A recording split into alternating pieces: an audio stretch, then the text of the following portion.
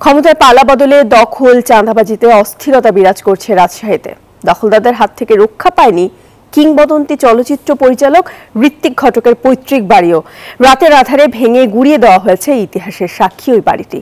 শিক্ষার্থী ও বিএনপির নাম ভাঙিয়ে সাধারণ মানুষের জমি দখলের চেষ্টা করা হচ্ছে বলে জানান ভুক্তভোগীরা। তবে শিক্ষার্থী ও বিএনপি নেতারা বলছেন, তাদের নাম ভাঙিয়ে অস্থিরতা সৃষ্টির চেষ্টা করলে ব্যবস্থা নেওয়া হবে। বিভাগীয় কমিশনার জানান, এসব ঘটনা তদন্ত করে ব্যবস্থা নিতে জেলা প্রশাসককে নির্দেশ দেওয়া হয়েছে। রাজনৈতিক পট পরিবর্তনের সুযোগে দখলদারিত্বে নেমেছে এক শ্রেণীর সুযোগ সন্ধানী। রাজশাহীর মিয়াপাড়ায় অবস্থিত কিংবদন্তি চলচ্চিত্র পরিচালক ঋত্বিক ঘটকের পৈতৃক বাড়িও দখল করার চেষ্টা করে এই গোষ্ঠী। রাতের আধারে ভেঙে গুড়িয়ে দেওয়া হয়েছে ইতিহাসের সাক্ষী বাড়িটি।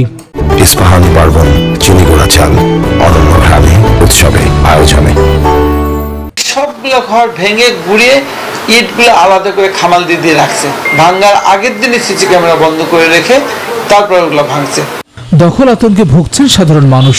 ভুক্তভোগীরা জানান, শিক্ষার্থী ও বিএনপির নাম ভাঙিয়ে জমি সম্পত্তি দখলের চেষ্টা করা হচ্ছে, দেয়া হচ্ছে প্রাণনাশের হুমকিও।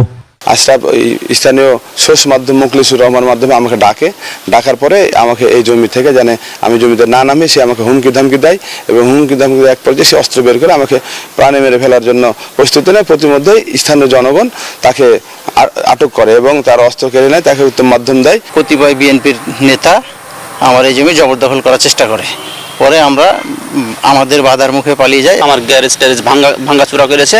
এছাড়া গ্যারেজের মধ্যে অনেক মাল সামান ছিল, যেগুলো গয়না বলা সম্ভব না, মাল সামান নিয়ে গেছে। শিক্ষার্থী ও বিএনপি নেতারা বলছেন, তাদের নাম ভাঙিয়ে অস্থিরতা সৃষ্টির চেষ্টা করলে কঠোর ব্যবস্থা নেওয়া হবে। কোনো সহিংসতা, কোনো হামলা, কোনো মামলায় আমাদের শিক্ষার্থী ভাই বোনেরা থাকবে না, নাই এবং ভবিষ্যতেও থাকবে না। কোনো জায়গায় দখলদারিত্ব, চাঁদাবাজি, ভাঙচুরের সাথে জড়িত থাকে তাহলে অবশ্যই তার বিরুদ্ধে দলীয় ব্যবস্থা নেওয়া হবে। বিভাগীয় কমিশনার জানান, এসব ঘটনা তদন্ত করে জেলা প্রশাসককে ব্যবস্থা নেওয়ার নির্দেশ দেওয়া হয়েছে। আমি অলরেডি এটাকে তদন্ত করে ব্যবস্থা নেওয়ার জন্য জেলা প্রশাসক রাজশাহীকে নির্দেশ দিয়েছি এবং যেসব স্থাপনাতে এরকম আক্রান্ত হতে পারে সেগুলোকে রক্ষা করার জন্য বলে দিয়েছি।